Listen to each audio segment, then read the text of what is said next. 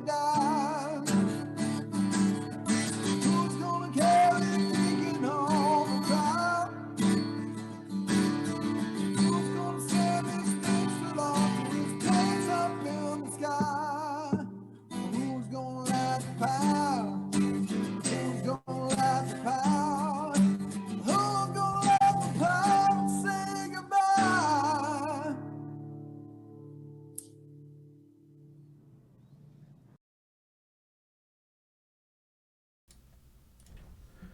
Good morning, everyone.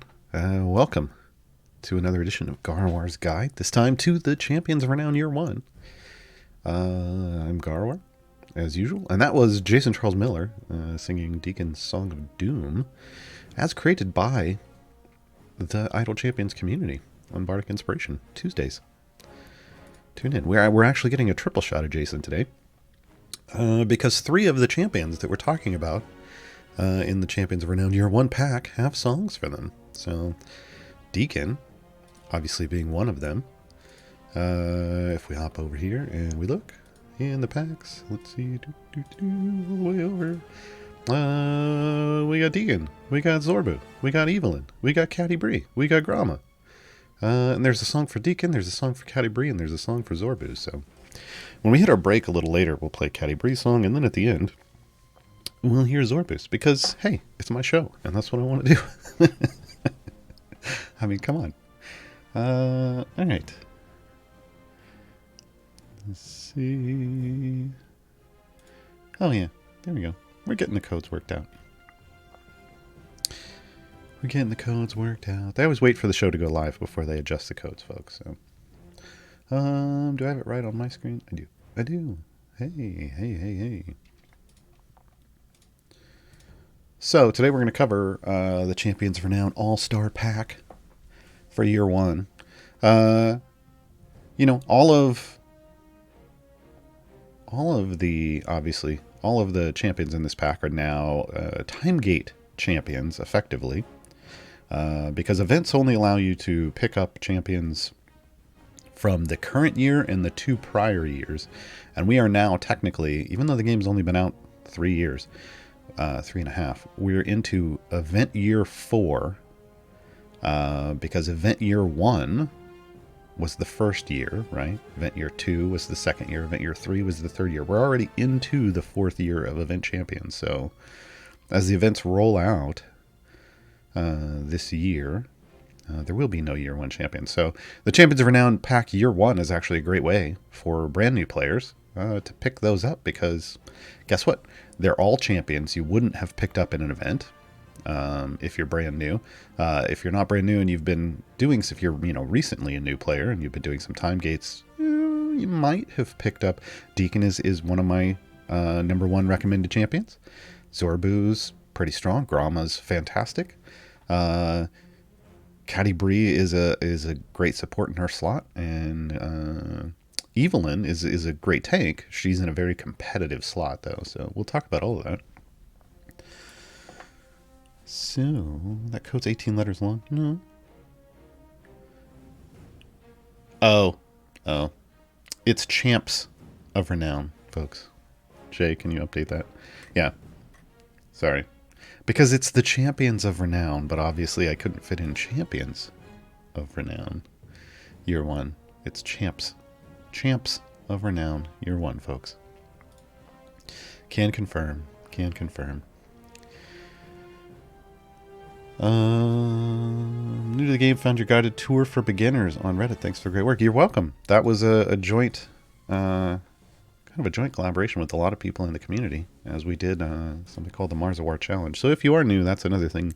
If you're looking for more of a kind of a walk, like it is a guided tour, a walk through of the early game, that'll help you out. But today, let us begin chatting. I already have Deacon out, so we'll just start with Deacon. Hold on, let me remove all these familiars, because everything's already leveled up to max. Let's put Deacon in his original skin. There we go. There's Deacon. Deacon Scale Singer. You may recognize him from some video games, other than this one, if you're heavy into the D&Ds. He's pretty fantastic. So Deacon takes his aim with his crossbow and fires at a random enemy. That's his basic attack. To be frank, most of the time you're not really worried about that. His ultimate is Doom. Deacon shouts Doom as loudly as he can, dealing massive damage and buffing Story of Doom. We'll show that in a bit. It's pretty neat. All of his stuff is pretty much based on his lord. So obviously he is a Kobold Bard. He is a pure support class. That is all he does. He is all about the support. His items represent that, as you can see, all champs damage bonuses, and then it's buffing his Story of Doom and his Troubadour Troop, and then he gets ultimate stuff. Pretty straightforward. His feats look the kind of the same way, so he gets all champs damage, and then, you know, Troubadour Troop, confidence in the boss. We'll talk about that one. This one is the big one, and then he gets a dex bonus feat if you want it. So let's talk about his upgrades then.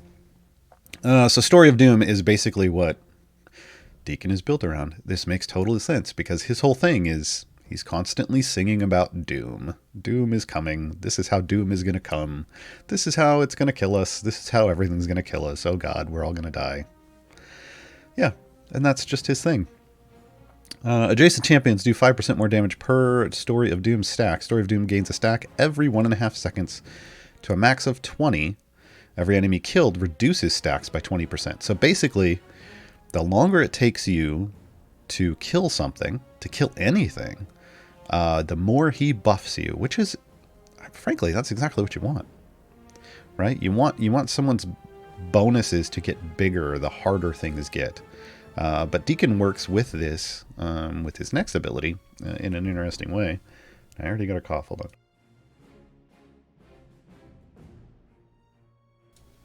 All right, confidence in the boss. This is the ability that I recommend Deacon. Everybody usually like why he's one of my #1 picks for a time gate. Confidence in boss. When Deacon has fewer than 6 stacks of Story of Doom, aka when you're killing things very quickly, the speed of enemies spawning is increased. So what does this mean? Because that's not for newer players. You're kind of like, wait, what about? How does this help me? This is something that we've given as a community certain champions a hidden role, and that role is speed. Deacon is a speed champion because this effect actually speeds up your progress through adventures. This specific effect, so it says the speed of enemies spawning. Now that isn't the same as spawn rate. This is speed of enemies spawning. Well, when do they spawn?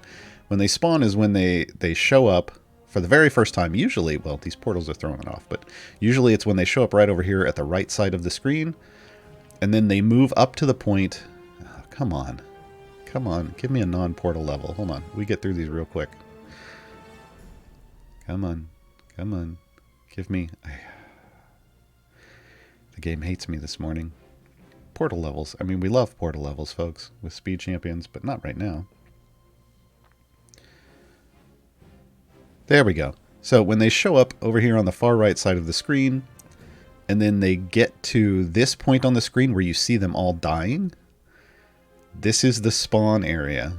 This is where they're spawning. So when it says it increases the spawn speed, it increases the speed with which they move from this far right portion of the screen to this portion where they can instantly die. And doing that means you kill them quicker. And because of the way waves work, each wave of a wave of enemies spawns. A new wave of enemies is on a timer to spawn if you don't kill that first wave. But if you kill the first wave, the next wave spawns immediately. So this works together in the sense that, you know, it moves them quicker to the point where you can kill them. You kill them instantly with, like I'm doing with click damage, with all those familiars out on the screen. That means a new wave spawns instantly. And this speeds up your progress greatly as you proceed through your adventures and get to the point where, you know, where things start to slow down and it becomes harder. You know, that's a big portion of what speed champions are for. They get you to the hard part faster. And as you can see, I'm up in the 300s and I'm still killing instantly, right? This is so as you gain more and more power, like this isn't what you're going to have as a newer player, but as you gain more and more power, you need to get further to get to that hard point. And speed champions basically make your game time more efficient.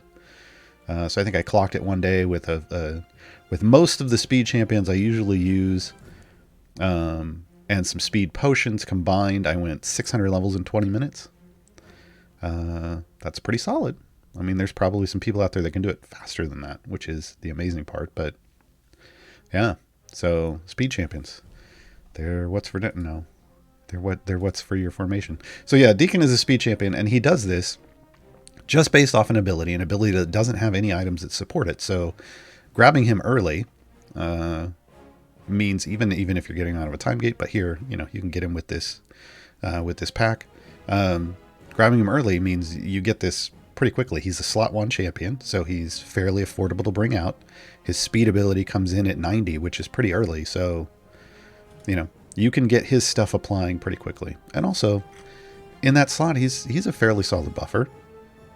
If you have equal gear with him and the other people in the slot, he's pretty solid. So keeping him in, you can keep him quite a while.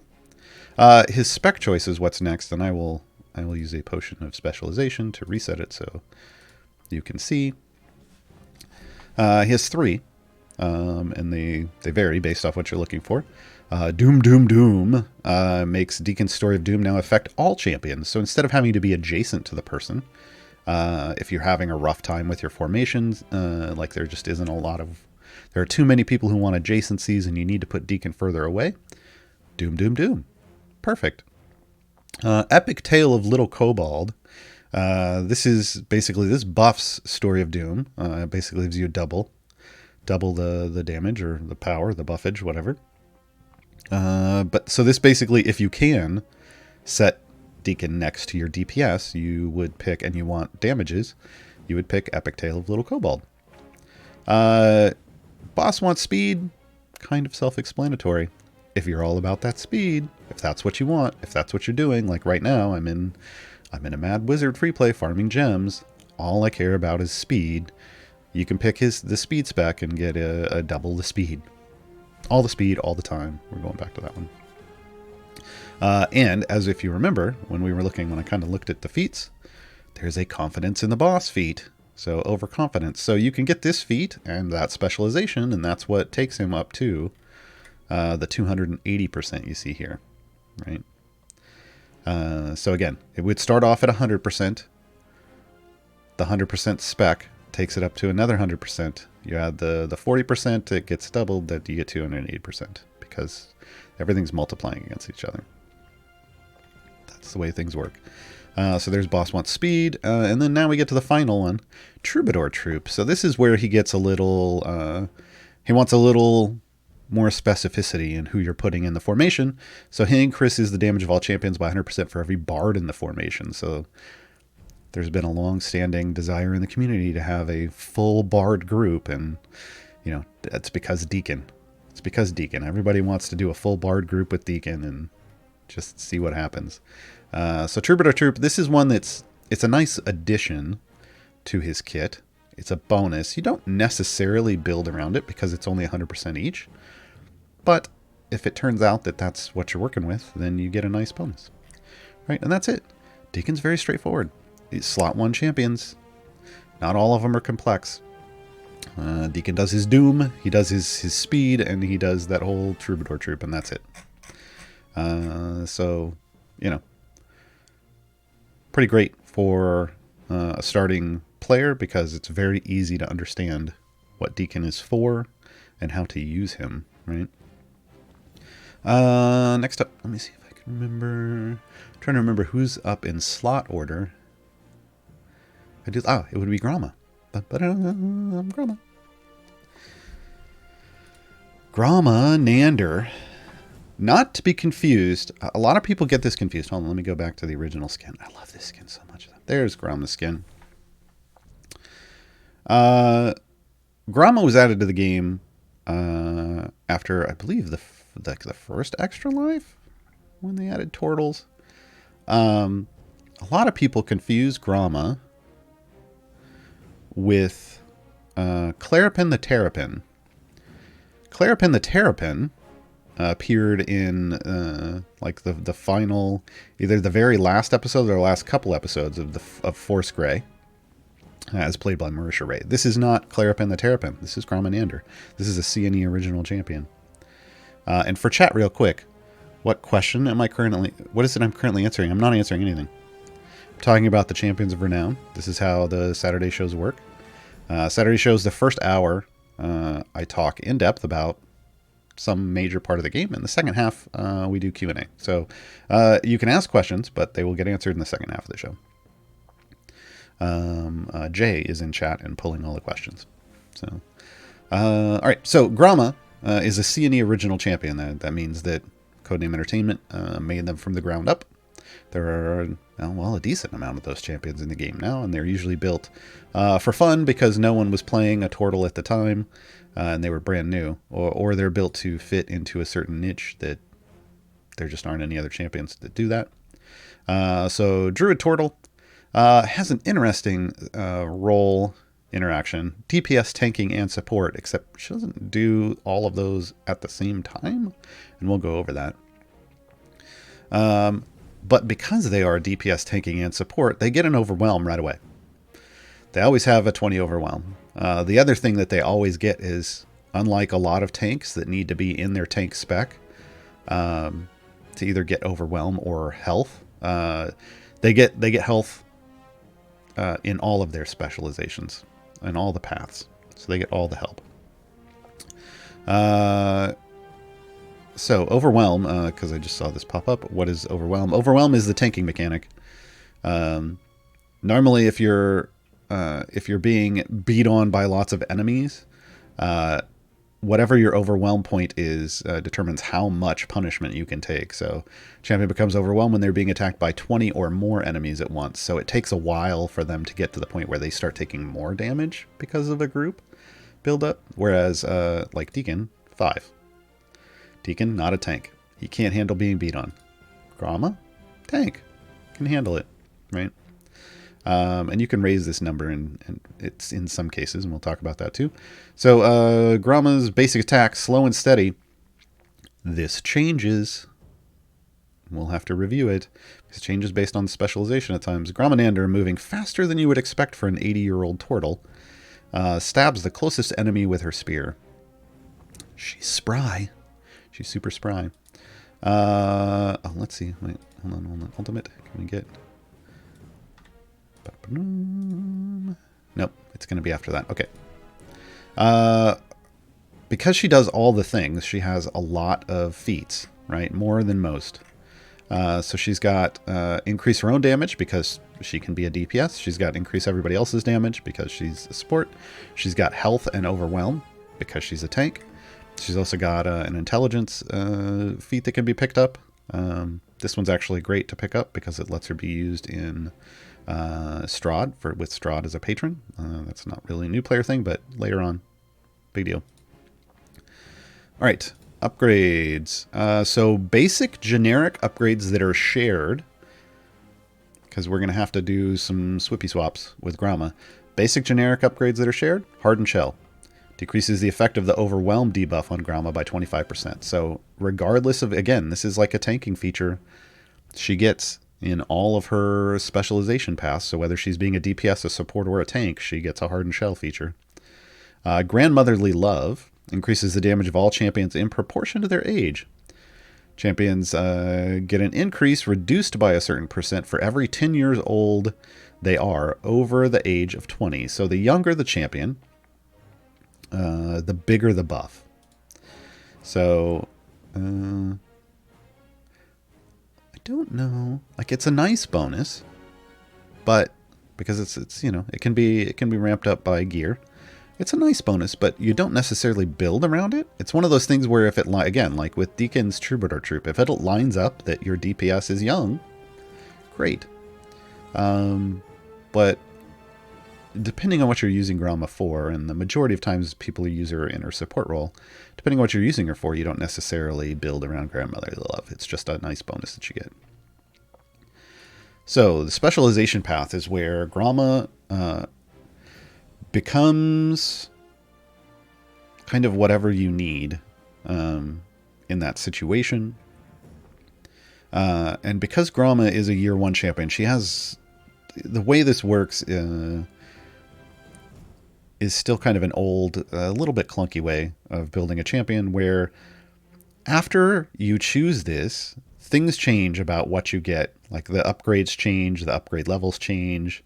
A lot of stuff changes. So each of these paths is unique. So we're going to have to tackle them one at a time and review them one at a time. That's not the case with a lot of champions. So like with Deacon, picking one of his specs doesn't change the upgrades you get afterwards. That's just not a thing. And with most champions, that's just not a thing. It enhances one of the abilities, but it doesn't completely change how Deacon necessarily functions. But Gromma, she changes completely. So Circle of the Mountain, which is where we're going to go first. This is her tank spec. So Gromma gains Stone Skin and takes half damage from all ranged attacks, right? That isn't all that happens, but that's the first thing that happens. Circle of the Arctic is her support spec. So Gromma casts Sleet Storm when they attack. The target enemy and all nearby enemies are slowed by half and their attack timers are doubled. And there's some other things that happen. And Circle of the Swamp is her DPS spec. So Gromma now casts Melf's Acid Arrow as her primary attack.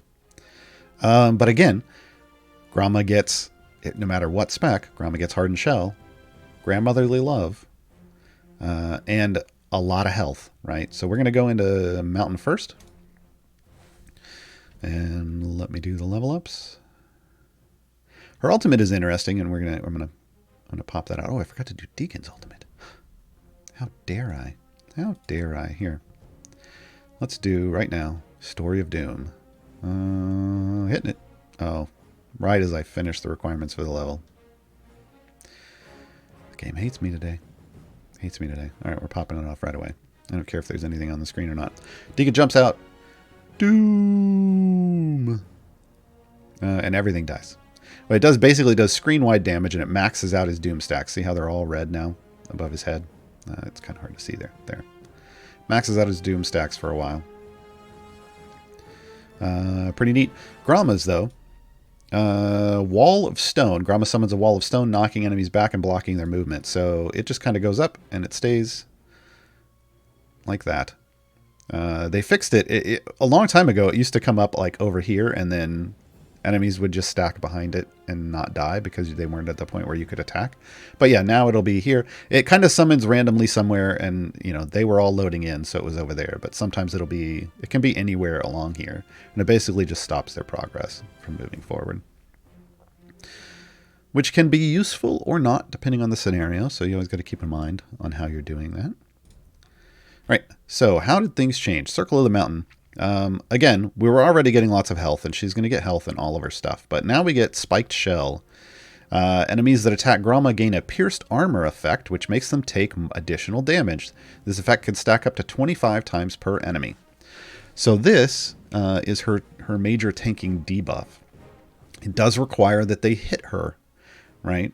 They have to be beating on her or shooting her or something, and it'll stack up and cap at 25 times. There isn't a tracker that I'm aware of to tell you when it gets to 25, and it's a per enemy effect, right? So this is a pretty big debuff. Shades of Grey increases the damage of neutral champions by 100% for each enemy attacking Gromma and or each enemy in rage stack. So Gromma is neutral, so she is going to target, like if this is, you would want to use this if you were really going all in. This is where you would want like your DPS to be a neutral champion. That's the bonus. Some champions like good, some like evil. Gromma likes neutral. Ancient Heroism increases the health of all champions by 25% of Gromma's max health. So this is the health share that you get with tanks.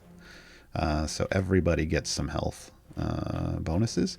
And then that's it. Then it's just ramping all of those up, right? Now, if we change her specialization choice, we're going to go into Circle. Now what? Yeah, we're going to go into Circle of the Arctic. Now, things change after the spec choice. So Circle of the Arctic now. This also changes her basic attack, right?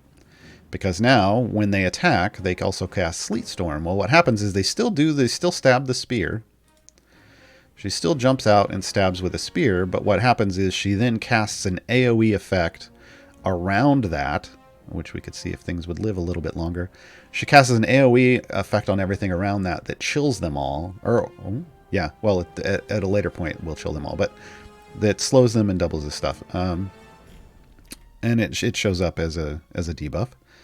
So it slows their movement and their attack timers are doubled. So basically, it's going to help make whoever is your tank more survivable because it's going to take longer for those enemies to get to your tank line, but then they're going to attack half as often, right?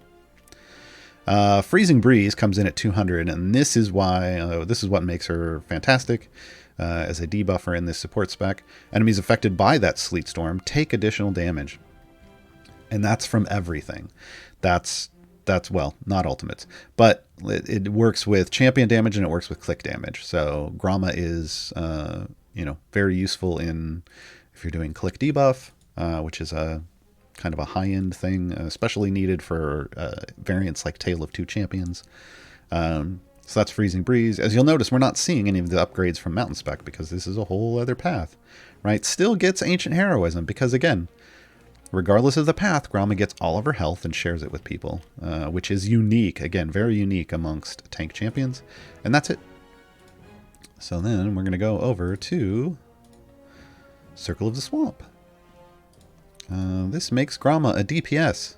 So you'll see her base attack changed. It's now Melf's Acid Arrow. Gromma draws upon her Druid training to fling an Acid Arrow on the nearest enemy. And you'll notice there, she just flung it at the boss and instant one-shot him.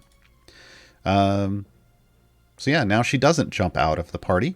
Now she stays where she is, and she just flings her Acid Arrow out. Like she's flinging away right there. Okay, Acid Splash. Melf's Acid Arrow now does a percent of its damage as splash damage to nearby enemies. So that initial target actually takes the least amount of damage because Acid Splash does well above the normal. So it's a nice AoE. Love Thyself. So this is increases damage of Gromma by 75% of her grandmotherly love buff. So she gives herself a good amount of that grandmotherly love buff, which is good because otherwise it would kind of be wasted in this spec, right? And again, still gets Ancient Heroism, and that's it, right? So Gromma, Turtle of all trades. Generally speaking, unless you're doing some. Well, I guess, so there, here, let me just, normally people don't do Circle of the Swamp because, just because Gromma isn't great as a DPS. It's neat, it's interesting, unless they come up with some interesting thing that, Acid Arrow does that isn't just what it does. It's not super strong. There are other DPS out there that are going to do better, but in a pinch, sure. She works. With her mountain spec, so her tanking spec, there is an interesting interaction because she is in the same slot as Nayeli, another beefy tank. And when you have a champion, when you have two tanks in the same slot, you can do what's called like tank swapping, where here, if you have a champion already in here, if you watch Nayeli here, and you just click on it, it instantly swaps. And you can actually do that when they have enemies built up on them and do that instant swap over. So there is a manual play feature where, like an active play feature, where you have Gromma sitting at the front and you have lots and lots of enemies beating on her, and she's slowly dying, but she's building up all of those stacks of that debuff, like that pierced armor effect. And then at the very last second, when she's about to die, you swap her to Nayeli. Gromma's debuff currently, this may change in the future, but currently the debuff lingers for a period of time. So right away, you get all of Nayeli's ramping tank buffs because of all those enemies that are built up and that were built up on Gromma, combined with that pierced armor effect. And a lot of times things fall over, go boom, right? Like that's just instantly all of a sudden, boom, up until a certain point. I mean, you're going to get to a point where that doesn't work either anymore, but it is something that can allow you to manually push a little further than you normally would, and thus make more gold. But generally speaking, what most people use her for is her support spec and Circle of the Arctic, because of the Sleet Storm combined with Freezing Breeze. So it's only useful once you can get her to level 200. That debuff, because it slows enemies down, and it does, such a nice debuff that works both with, all the champions attacking, but also any click damage. It becomes super strong. So if we swap back, I'm gonna put her back on that, because it kind of hurts me to have her in the swamp spec. All right, so she'll go back to hitting this, and then we'll be able to look at, point out the debuff. There it is. It looks like a snowflake when she attacks. You'll see it go on everyone around the group. There it all goes. They're all those nice little white snowflakes. That's going to have to be, that's going to be the big thing you're looking for. You want that debuff to show up. And this, see, they're moving real slow now. You can't tell that they're taking more damage because, we would probably be killing them anyway. But eventually you can definitely tell. All right, so that is Gromma. Now we need to hop up here into our third champion, Evelyn. Evelyn Avalona Helvig Marthane, I believe, full name. Does it list it? It doesn't. She's got multiple names. Anyway, Evelyn comes to us from Dice Camera Action. She's a member of the Waffle Crew. In game, currently, there's also Paulton and Strix. Those are the other two members. So Evelyn is a tanky girl. Neutral good, human paladin, tanking and support, but frankly, primarily most of the time you can use her as a tank or an off tank, meaning she would be a tank, but like in a multi-tank column. Her base attack is Mighty Axe. She smashes the frontmost enemy with her enormous battle axe. Every third attack, she cleaves all nearby enemies as well. Fantastic. And she's got, the support stuff, all champs damage. She's got Divine Prayer and health. We need to go back and look at Gromma's stuff. And then, so it's all basically all the tanky things all the time, right? Gromma's gets Grandmotherly Love, all champs damage. She gets her own damage. She gets all champs damage because she's trying to be three things at once. Grandmotherly Love, and then all of the specializations are focused into one item. So you just raise one and it affects them all, which is great. It didn't used to always be that way. And then ultimate attack stuff, right? Evelyn's feats, again, focused on all champs damage, on health, on overwhelm. That's just what it is. She doesn't get anything that focuses on her divine prayer, because basically her whole kit focuses on divine prayer. Everything. She's one of the champions that basically they built one core ability and then they built every other ability around that core ability. So what you need to understand is divine prayer, and then everything else, just know that everything else feeds into that. Her ultimate is Find Steed. She summons her Celestial Pegasus and dashes across the battlefield. We'll do that right now because it's cool. No, that's Flame Lance. Where is it? Here we go. Boom. Real quick. And then flies back and then hops off. We're going to have trouble killing now because I've removed one of our buffers, unfortunately. But it is what it is. Okay, so upgrades. Lathander's Grace, that's the health share that, again, the tanks usually get. Divine Prayer, here we go. Increases the damage of all champions behind Evelyn in the formation by a bunch. So ideally, we want her up here. And we probably want this. Is that going to help us kill things? Potentially. All right. So that's it. She wants to be in front of everyone. So when you're placing her, even if you're not placing her in the tank slot, like I'm not doing here, she does need to be ahead of your DPS still. And everything else is going to funnel into that. So Channel Divinity. After Evelyn hits an enemy, Divine Prayer is buffed for 15 seconds. Steadfast Might increases the effect of Divine Prayer by 25% for each enemy attacking Evelyn and or each enemy in rage stack. I'm going to move her in the front while we can. If you'll note, she's getting these rays of sunshine above her. Look at the sun, and there's different numbers or different things coming off, and some are yellow and some are white. what you're looking for is for them all to be yellow. What does that mean? Divine Prayer is the sun, but each of the rays is one of these abilities. So if she's getting Channel Divinity, then that one's going to go yellow. If she's getting Steadfast Might, the next one will be Conduit of Light. After an ally effectively heals Evelyn, Divine Prayer is buffed for 15 seconds. So she wants a healer in the party, and she wants that healer healing her. Do we have a healer of any kind? We don't. Let's get a healer in so that we can get that going on. There we go. So now our first three. Now see, they're all lighting up yellow because they're all being triggered now. We'll get the next one after her spec choice. So she has 2 spec choices. I'm gonna do these backwards. Compelled Duel is when she's a solo tank. Fighting Style Protection is when she's a multi-tank, like when she's with other tanks in a front line, or when she's in the column behind and being a support. I refer to this one as Mom Arm. Because Mom Arm spec, after an ally is attacked, Divine Prayer is buffed, right? So this is when other people are attacked. So she throws her Mom Arm out, protects them, and gets real mad that you hurt her friends. Compelled Duel, though, is just Divine Prayer is buffed with the same amount, 300% or 300%, 15 seconds, right? But this is just if they're attacking her. So the thing is you could, if it was a 2-tank formation, you could go either way if you want, but I would still recommend Mom Arm, because if you hit a boss that attacks everyone in the party or can attack random people in the party, this will still trigger.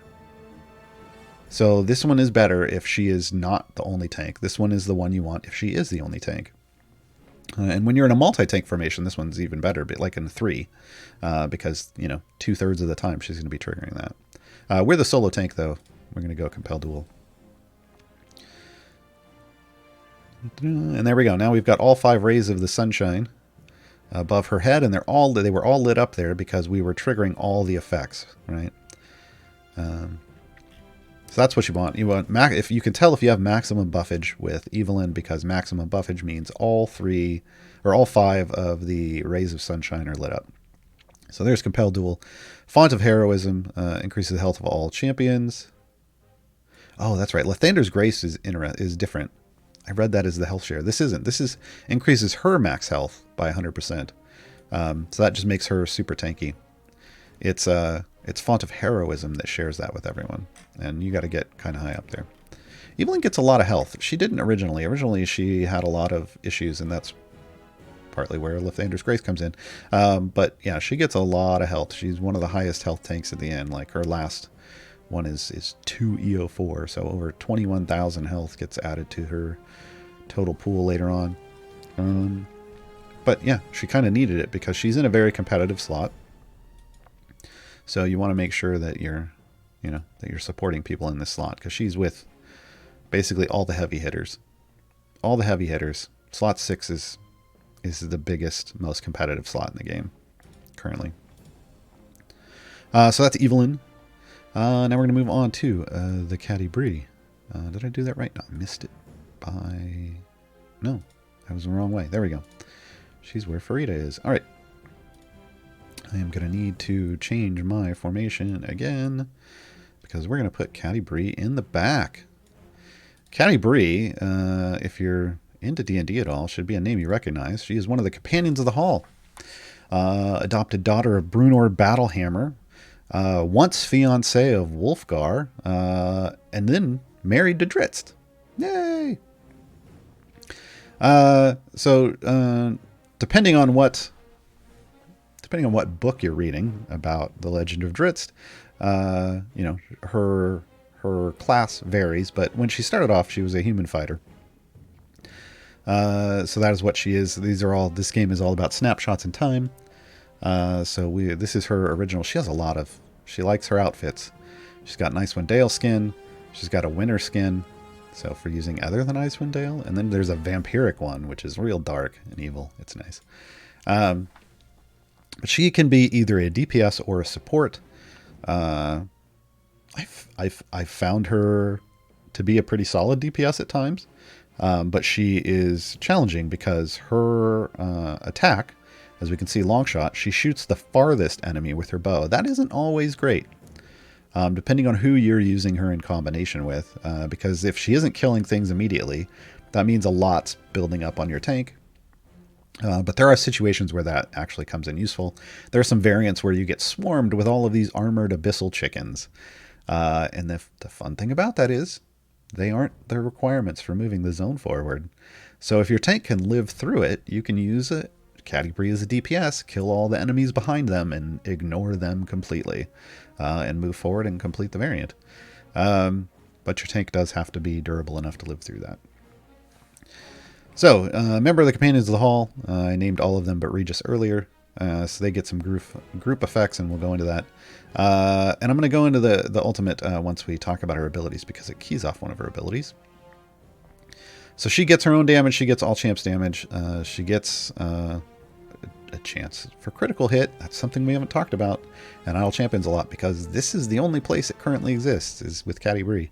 And again, more critical hit, and then mark for death, and then her ultimate cooldown. Feats wise, she gets her own damage, she gets all champs damage, and she gets her death march buff, and then she gets some stat things, and she actually has in the package, in one of her, I think it's the Icewind Dale pack, Trained in the North, tons of damage for herself if you want to use her as DPS. It's a great way to do it. So let us go into her abilities. Powerful Draw. Caddy Bree deals additional damage to enemies the farther they are from the formation. Starting at 0% when they're 20% away from the formation, up to 100% more damage when they're at the spawn point. So if they're coming in, like right over here, she's doing 100% of damage to them. But if they're up in here, up in their face, she's not doing as much. So again, she's great if you can keep things cleared off, but not so great as a DPS when you can't. Critical hit. This is key for multiple other things like 2 items and empty the quiver. Caddy Bree's attack has a chance to crit for bonus damage. Now this chance is is raised based off items and upgrades, right? Which is why I have over 100% chance. So that means she's critting all the time. And then the amount of damage it does is again affected by another ability and upgrades. So she is item dependent in that way. She's going to do better the better you get. And when it's over, you notice it is over 100%. What that means when it gets over 100% is she has a chance to almost like double crit, which means it does an increased amount of damage. So she can scale up and up and up in this regards, and do an even more increased damage. Now, normally when you're attacking, you see this red damage that shows up when you hit something. What Caddy Bree attacks will show up with yellow damage. It just showed up there. If you watch for yellow numbers popping up, that's the crit. Whenever you see that yellow or gold, whatever you want to refer to it as, that means that she crit on someone. She's hitting these people in the middle right now, so it's kind of hard to see. But, it's there. It's a thing. That's how you know which one she attacked and if it did crit or not, when you see that yellow show up. Mark for death. When Caddy Bree hits an enemy, they take more damage from all champions. So this is her support ability. Lasts for 60 seconds. During this time, if they get hit 10 times by anyone, they will be stunned for 5 seconds. This can only happen once, this whole stun part. So keep that in mind. Like this whole thing. It happens once, it goes through, it stuns, that's it. So trying to kill him before then. Death March increases the damage of Caddy Bree and champions ahead of her, which is why I put her all the way in the back, by 25% for every marked for death enemy, as well as 25% for every enemy that has been stunned by mark for death. So if Caddy Bree's ever hit them once, and they've been stunned and they get that, which is usually going to happen, there you go. Lots more damage. This means you want Caddy Bree attacking as quickly as possible. She's got back here right now, she's got about a 4.5 second cooldown in this formation, but there are now some champions in the game that actually increase attack damage. So, you basically, the idea here is you don't want to put her near anyone that would slow her attack speed down. I'm looking at you, Point. Looking at you. All right, let's choose her spec choices. So, This is one of those where some people are like, well, it's kind of opinionated, and I'm like, no, there's only one. There's only one choice here in my mind, but it's going to depend on your gear, is what it comes down to. Follow up means when she does crit, her next 4 base attacks hit for double damage. Obviously, this is her what you would think would be her DPS spec, right? And then in the zone, when she gets a crit, her attack cooldown is reduced by 1.5 seconds for 10 seconds. That's also why we were down to 4.5 seconds. Normally, it's a lot higher. I prefer if you get to the point where you're 100% crit. I think in the zone is the only place you ever want, because she's attacking faster, which means she's spreading mark for death. She's critting all the time, so this is always on, right? So it's just kind of a win-win. I actually think if you're even close to 100%, you kind of try this out in the zone. But it's basically, that would be more of her support feature, and we'll talk about why that is in a minute. But basically, you want to spread mark for death as much as possible. But even when she are in DPS, I go in the zone because I don't care about double damage. I care about that crit. That crit is way, way nicer. Like having it every single time and attacking faster. I want that. And this is one, in my opinion, one of the best icons in the game. Can you see the skull? Can you see the skull in there? Fantastic. Oh, so good, Sienna. So good. All right, let's max her out. Any day now. There we go. All right. So there's in the zone. Take them down. This is the Companions of the Hall synergy. So Catti-brie increases the bounty of the Hall pool, which is a gold find pool, so she by 100%. So she is a slight bonus to gold find. It's not necessarily something that you're like, yay, woohoo. But if you have more Companions of the Hall, it becomes a larger gold find pool. On her own, though, it is a little bit of a bonus. If all enemies on the screen are marked, enemies take 100% more damage per Companion of the Hall in the formation. So again, this ability is built around using a full Companions of the Hall formation. Otherwise, it's just a nice little bonus. And that's it. That's all of her stuff. So again, she wants people all the way she wants to kill things if she's her DPS all the way over here. She's only ever going to attack things that are far away. So if she doesn't mark people for death, then because they're building up and getting past and whatnot, it's just not going to happen, right? Now, empty the quiver. We're going to come back to this now. Catti-brie shoots 6 arrows at once from her bow, marking each enemy or making each enemy hit more vulnerable for 30 seconds. Well, what does that mean? This is a case where the explanation that's in the UI doesn't match necessarily fully the explanation that's on the ultimate itself. So she shoots 6 arrows at once from her bow. Each enemy hit by her arrows can be crit by all champions using Catti-brie's crit chance and damage bonus for 30 seconds. This is what they mean by more vulnerable. This allows all enemies, all champions to have her crit chance, which again, I'm currently at 100% crit chance, which means when you hit this, your DPS, if you're using a different DPS, they're suddenly now critting as well. Now, here we are, we can see as she's attacking who will pop up with the yellow. There was a yellow, and it'll tell you if it's a crit chance that's above. Now that we've leveled fully up, her crit chance is now 386.4%, which means I'm critting at a 4x damage bonus instead. And now when you see that yellow pop up, in the pop up there will also be C times 4 in parentheses. If you want to keep an eye on, there it was again. It happens real quick. But that tells you how many, like what a multiplier you're getting on the damage of crit bonus. So when you hit her ult, technically everyone, well, we killed everyone, but technically everybody should be critting, and I'm not seeing it show up here. It's still only showing up when she attacks, but it's supposed to work that way. Sean, look into that on the back end. But yeah, that's what makes Catti-brie's ultimate super strong. Super strong. So we did Deacon. We did Gromma, we did Evelyn, we did Catti-brie. That leaves the one, the only, Zorbu, Thunderbolt, Natten. Zorbu, here, we'll put him all the way down here. Oh no, he's got to be here for reasons, for buffage reasons. Zorbu holds the title for longest reigning top DPS in the game.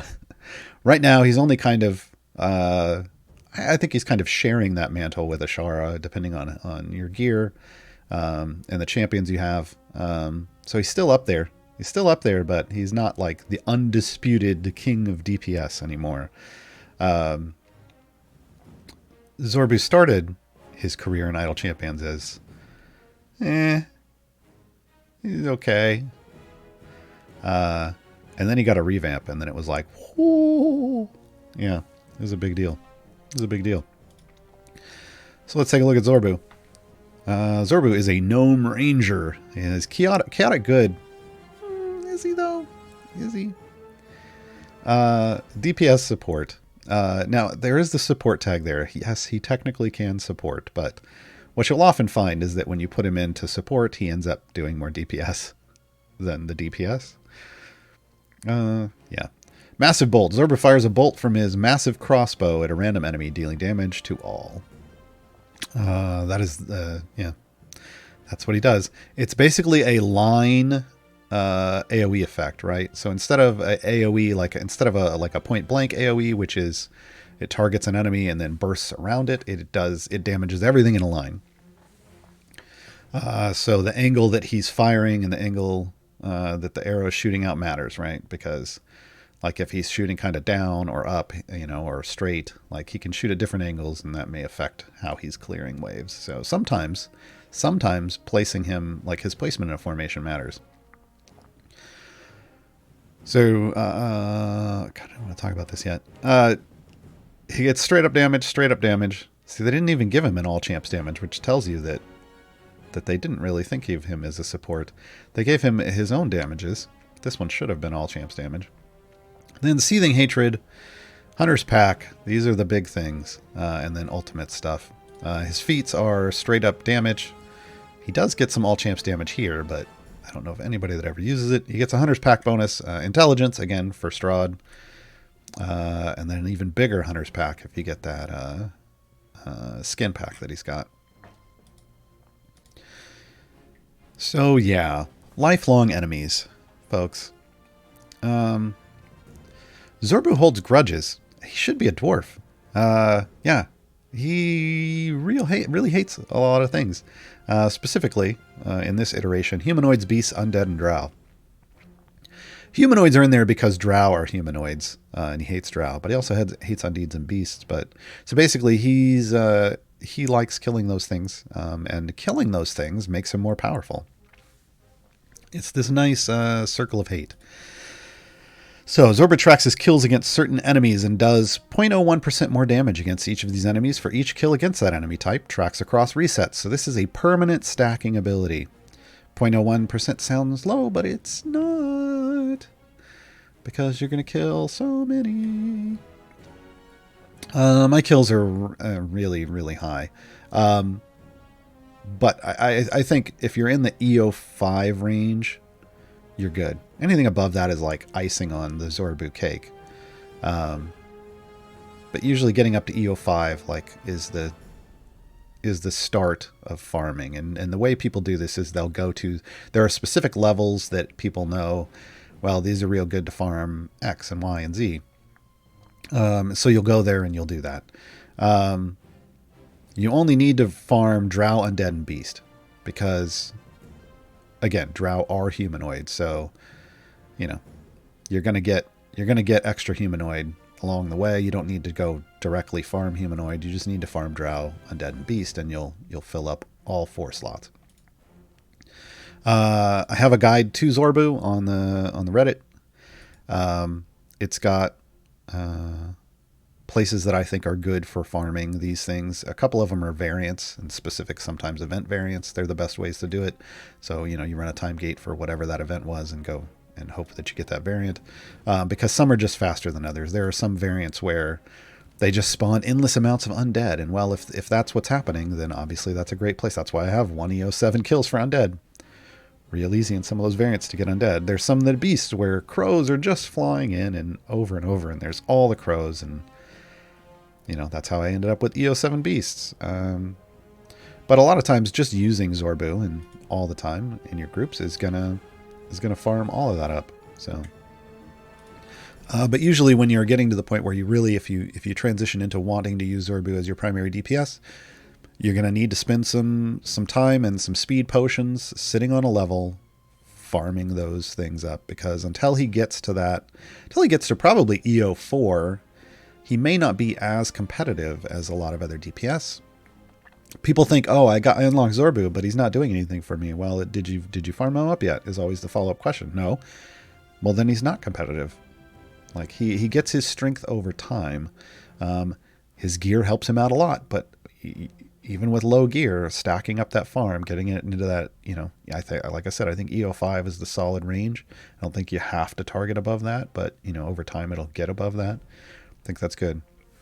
So Seething Hatred increases the damage of Zorbu by a % of his aggregate lifelong enemies buff. So he buffs himself based off this, right? Like just his overall damage. So not only this is specific that he's going to do damage against these enemy types. So he's even better against these enemy types. But then he takes a percentage of that and just buffs himself against all enemies. This is why he's better than, say, Minsk. Minsk has favorite enemies. He does bonus damage against those favorite enemies, but Minsk doesn't buff himself in any way against anything that's not his favorite enemy. Well, Zorbu does. Hunter's Pack, this is supposed to be his support buff. Increases the damage of champions adjacent to him if they have a dexterity score of 15 or higher, but it also affects himself. So it's just a self buff at the end of the day. It isn't really a support buff. Now his specializations are interesting. It's usually a binary choice, and that seems odd probably when I say it, considering there's 3 choices here. But it's usually either left or right. It's usually either lead the pack or focused anger.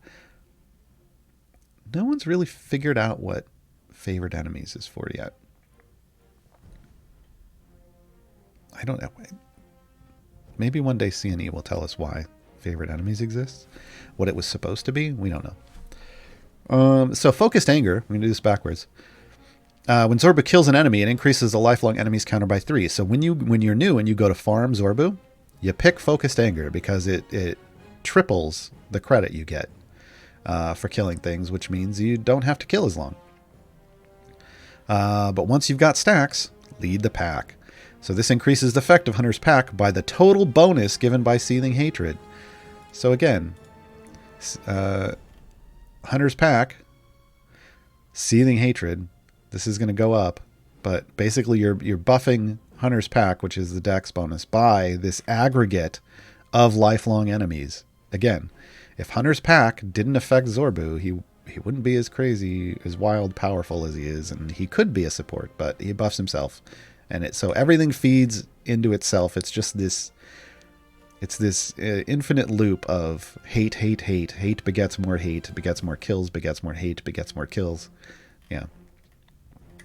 This is why Zorbu has been at the top of the pack for so long. Oh, hey, we had a character die. So this is what happens when you don't level up your DPS. Hold on.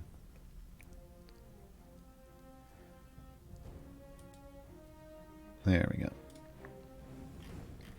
All right. So that's lead the pack. And then it's just damage. All the damage. There's nothing after that. It's just tons and tons of damage. As you can see, we had just stacked up 100 enemies of these gargoyles before, but now we're just obliterating them because Zorbu. Right? That's it. That's what Zorbu does. His ultimate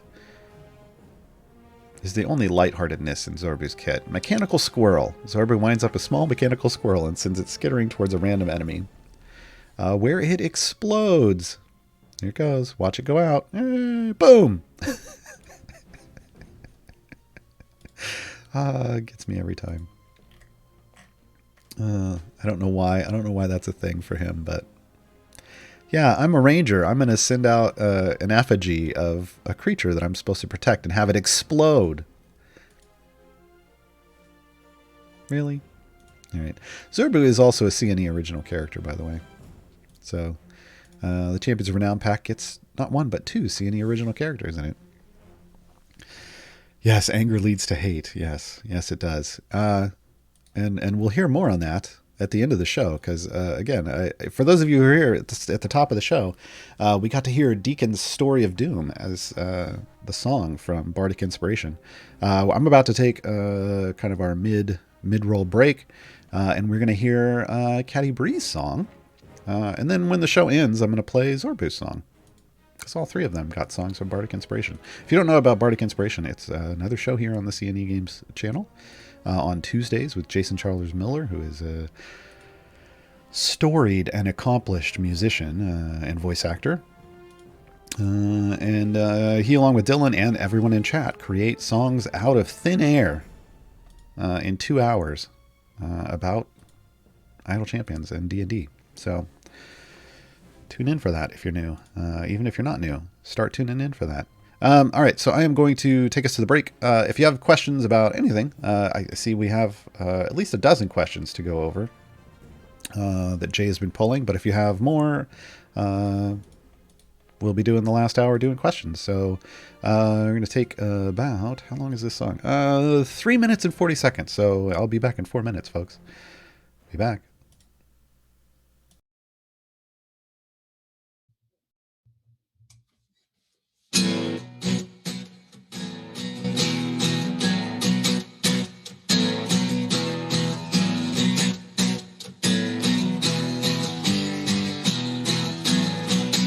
When I first saw her, she was breaking some bones, dropping hair and fist making stone, busting heads all on her own.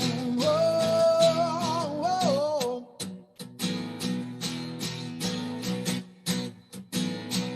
You better run if she's coming for you. Hot seeker always shoots through. Look out, Caddy Bree's coming through. Whoa, whoa.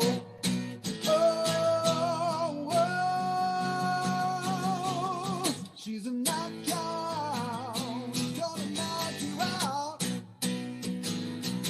She's leaving no doubt, that's what she's all about.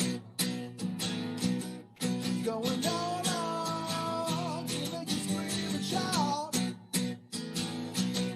She's a knockout who just knocked you out.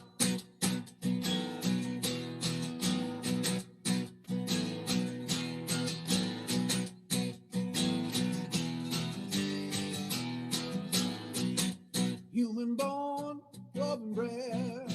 She might just crack your head. Not a mouse, she is fed. Oh, oh.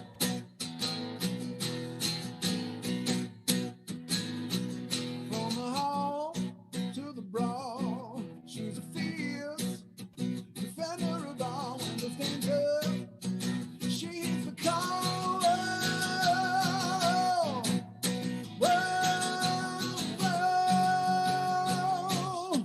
She's a knockout, gonna knock you out. Leaving no doubt, gonna see about. She's going out to make you scream and shout. She's a knockout, just knocked you out.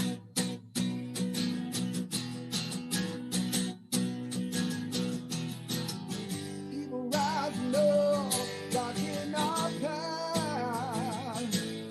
We're the companions, just feel our wrath. Fire and arrow, and our number. You can run, there's no cover. Yeah, she's knocked out, gonna knock you out. She's leaving no doubt, that's what she's all about. Going all out, she'll make you scream and shout. She's a knockout, just knocked you out. Yeah, she's a knockout, just knocked you out.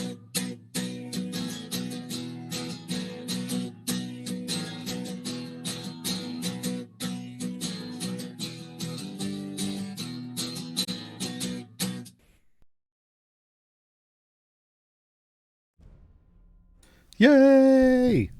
I like that song. I like most of the. Well, no, I like all of the Bardic Inspiration songs. There's over 20 now? I feel like we're coming up on a couple dozen, potentially. Good stuff, good stuff.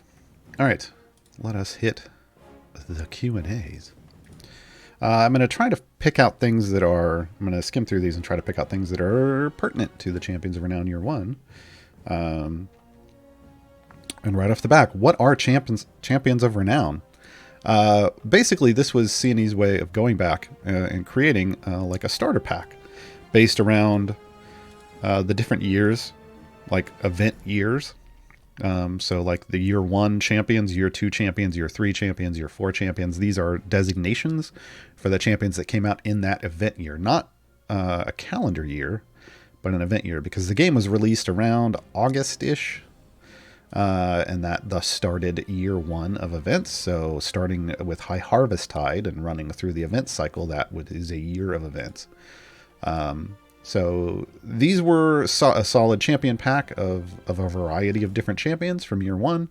So you've got a tank, you've got a tank support DPS, you've got a DPS support, you've got a DPS support, you've got a support. Like, they're giving you a bundle of champions. These are what they call the All-Stars. Were these necessarily all the best champions from that year? No, but it is a useful package that includes some very strong characters that get used a lot, that you could put together and form a group with. They come with a skin for one of the champions. This is the, what do they call it here? Construct Evelyn. I always call it Clockwork, but yeah, Construct Evelyn skin. You get 16 gold chests for each of the champions. And in that pack of chests, you will get 2 shinies. Shinies are basically 50% buffs to an item slot. Super useful. It's part of the guild system, as we kind of refer to it. You get each of the champions if you don't own them already. So yeah, pretty big pack. Normally these are like $20+ per champion to get this many chests with stuff, and then there's a skin thrown in. So there's champions year 1, year 2, year 3. I did the last 2 weeks. I did videos on. We did guides on these, so you can find them on the C&E Games YouTube channel. So there won't be a Champions of Renown for year 4 until year 4 ends. So after the end of year 4, the way they kind of do their whole shop revamps is stuff is up generally for a year, and then they retire things.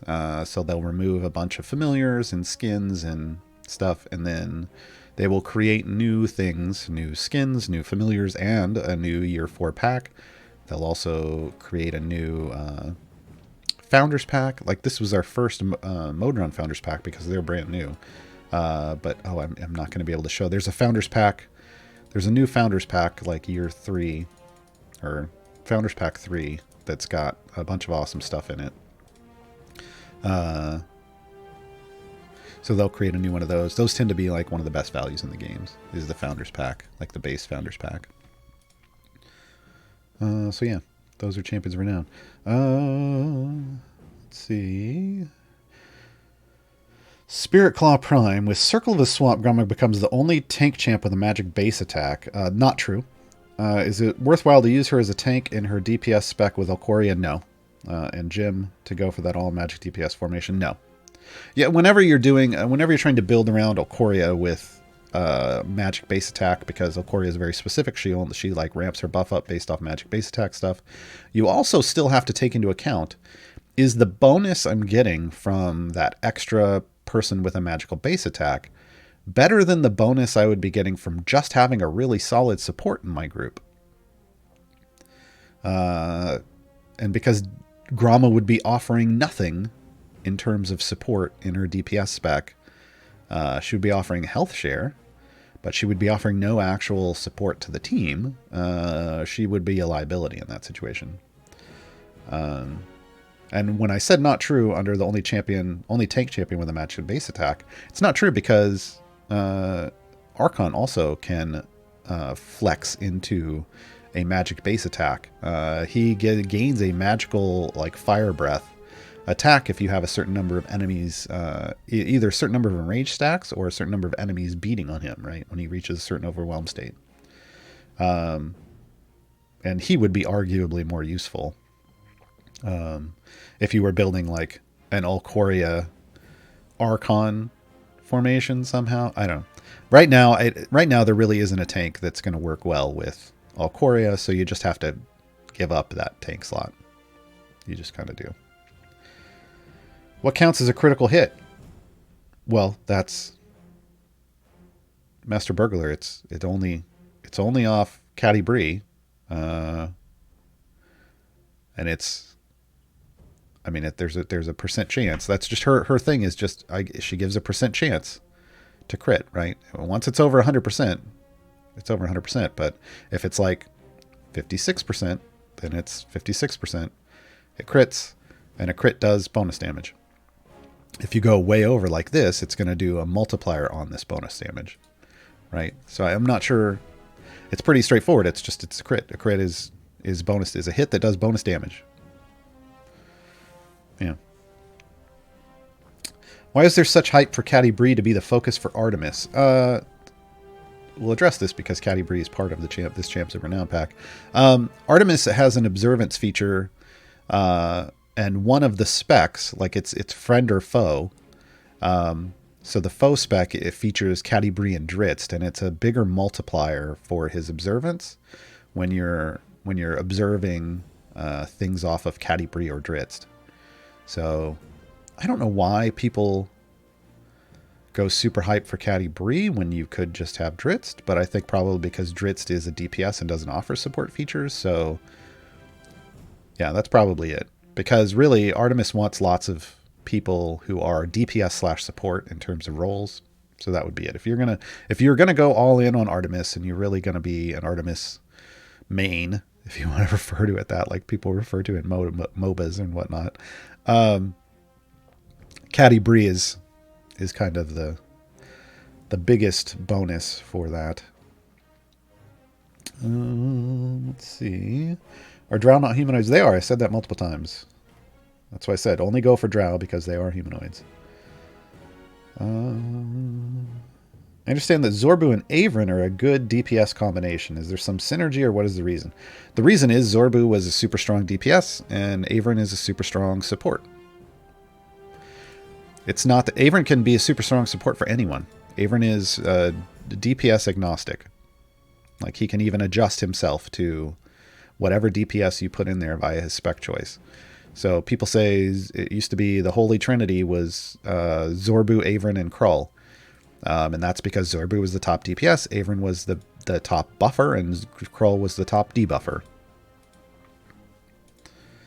Yeah, it's just the functionality of how their buffs work. It's not that they have any synergy. It's just that they were the best in their roles. All right, I'm heading back to the top. Let's take it from the top. All right, we're getting into all questions. So any and all questions you have, we'll get into it. Dobob, is it worth it to grind 2 days for a silver time gate chest? No, not for one chest, not for one silver chest, not at all. Kellumph, when I first started playing, it took me so long to realize that speed was important. Yeah, I mean, because it's not called out anywhere in game. It isn't even given a roll tag.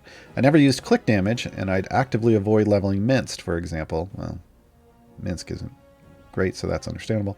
Until I could level him well past 50 to avoid the problematic point where he was spawning extra mobs, which I perceived as a problem. Yeah. I mean, he doesn't really... So Minsk is a speed champion in the sense that he has a very low chance to spawn extra mobs, but it doesn't happen that often. Minsk is problematic for other reasons. Took me too long to realize it was completely wrong. Well, I mean, again, Minsk doesn't provide a lot of speed. It is an extra opportunity. And click damage only matters... Click damage, how far click damage benefits you at the start of your run is a function of your favor. So when you're a new player, click damage falls off pretty quickly, and you don't always understand the relation to, like, how far can click damage work for you, right? I haven't talked about this in a while, so we'll talk about it now. The reason I was able to click kills so far into this, like right now I'm clicking and nothing's happening. You can see the snowball hitting the imp and nothing's going on. I don't know how much gold I have. Can we? No, I can't quite get there. The click damage level down here, I have level 508, is an indicator of how far, isn't just a power indicator like, oh, you've leveled it up this far. It's also a relative indicator of how far you can use it. So if we hop back here to 508, you'll see suddenly I'm killing things with click damage. Boom, boom, boom. You know, snowballs to the face, right? Generally speaking, you can level up your click damage as long as it is the same level as the area you're on. If your area starts getting above, and it will kill and be useful to be killing things. When your area starts getting above the level of your click damage, you can stop putting points in it, generally speaking. This is new players, new players coming in. As you can see, I'm killing really well. I have some bonuses from other things that, reduce the health of enemies, which means I can click further. I can click kill further, because normally health is scales based off area. That's why it's a relative indicator. Level versus area is a relative indicator. Because I have those bonuses, I can keep killing a little beyond everywhere. In events have a lower health scaler. Like, see, now I've slowed down. I'm not insta-killing, so I only got another few levels above. So that's why I say, like, it falls off pretty quickly. Events have a lower health scale, so you can click a little further in events. Like click kill, insta kill like this. A little further in events, like I'm doing here. Avernus and Icewind Dale have a higher health scale, so you can't click as far. They are a harder campaign. So there is a relative power to click damage, and that is based I'm just generally talking straight up click damage. There is also a whole click debuff meta, which only works at the higher end. You have to have... This keeps adjusting. It's always going to adjust based off the debuff power of champions, but I want to say you got to get into the E30s in favor for it to be useful at all. But there is a point where you get to a point when you're with your gold find where you're soft capping your champions, like you see here. There's no more champ scaling for killing, so you have to rely on power to push with other things like your Modron core and your patron perks and your blessings and your gear, item level shinies, like your guild feats, whatever, all of that stuff. But then eventually you'll run out of that, and there just isn't any more power to be had currently in the game. No matter how much gold you earn, you're not going to push further, because over leveling your DPS doesn't help you that much. And you stall out, and that becomes normally your wall. Unfortunately, or fortunately, however you want to look at it, CNE trained us to think beyond that with a certain adventure called Tale of Two Champions, where they only give you 2 champions, and you have to go real far with them. And suddenly people realized, oh, well, if you slot in debuff champions, like champions that debuff enemies to take more damage from everything, including click damage, you can then overpower that kind of an adventure just by having lots of favor. And they translated that into regular campaigns and events as well. So you reach a point where you have lots of favor. Normally you would hit a wall at a certain point with your champions because they can't level up. But click damage levels up. The scale is linear. It's just always going up, and eventually you hit a point where when you combine a bunch of debuffs with the constantly scaling click power that you get from killing things and gaining more gold, suddenly you can just click kill everything at the end of the game. And that's how people clear level 1000. They do it right now, for the most part. For the most part, people do it with click debuff and not just straight up power. So yeah, that's a whole thing. So generally speaking, though, click damage is good for the early game. It lets you up until the point it stops instant killing like this. These champions are not killing anything. This is all the familiars up here click killing. And this is what gem farming in Mad Wizard is about. It's about insta-click killing and speed champions. Oakstaff, should I go for Shandy or Deacon first? Honestly, I like them both. I haven't really... I don't know that I ever will try to figure out which one I like more. I think they're both great. I don't think you really lose either way. If I had to lean one way or the other, I'd lead Shandy just because she speeds up everything and not just that little bit of speed right over here for Deacon. But she's also deeper in the lineup, so it costs more to get to her speed effect, and her speed effect can fall off with a random ranged attack to your party. Rathalos, I would really like to hear about Shandy. Hope it's spelled correct. It wasn't, but that's okay. I know what you meant. So Shandy is another speed champion. She is over here in the slot 6. Like I said, this is a highly competitive slot. Did we? Hold on. Is she in one of these? Isn't she? Yes, she's in the Champions of Renown Year 2 pack. So I actually went over Shandy. If you want to deep dive into Shandy, I did this last week, so it's up on the CNA YouTube. Look for the Gaarawarr's Guide to the Champs of Renown Year 2, and I go over Shandy in depth. But just a quick cut on Shandy is she has a speed effect that's in her. It's part of Dash. She acts like a speed potion. She has an Agile Allies buff, which is about Dex, like high Dex. You want to have... she buffs with champions within 2 adjacent slots based on the number of people around her that have a high Dex. She has an explosive arrow, so the column in front of her, when the formation is under attack, so when you're near your wall, she starts buffing the column in front of her quite a bit. And that's it. Those are her main things. She has a neat ultimate that can cause enemies to miss because it throws up a fog cloud. And it's one of the few effects in the game that can cause enemies to miss when they're attacking your party, that can be pretty powerful. Yeah, but she's built around her speed, and her speed effect, again, is like a speed potion.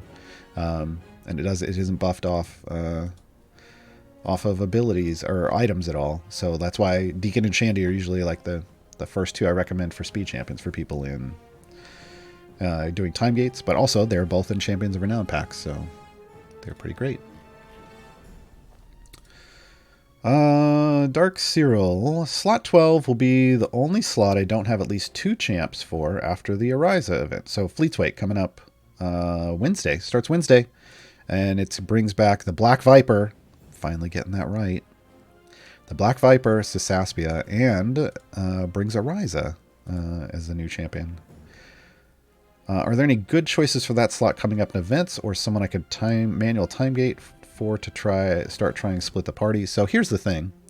Slot 12 has an evergreen champion, Azaka Stormfang. Go get her. She's in Tomb of Annihilation. You don't have to wait for an event. You don't have to spend a manual time gate. You can just go earn her in Tomb of Annihilation. I have a guide for that. I even have a written guide and a video guide for that. It's real easy now and straightforward, I think. It used to be real difficult, but now it's pretty straightforward. You only need like E16 favor in Tomb of Annihilation, which if you're pushing through correctly, it shouldn't be a problem at all. Maybe even less now. But yeah, she's about halfway through Tomb of Annihilation. You do have to put in some work because you'll need to do not only the regular adventures, but then also some variants. And then it's a 2 variant process to unlock her, but you want her because she is the #1 gold contributor in the game. Doesn't mean #1 gold find champ, because it's not that she does have a gold find boost, but that's not the thing. It's that her ultimate calls out 2 tigers, and they attack enemies and scare them into dropping their lunch money, as Mars puts it. Azaka's a big bully. She bullies people out of their lunch money. So yeah, go earn Azaka for slot 12.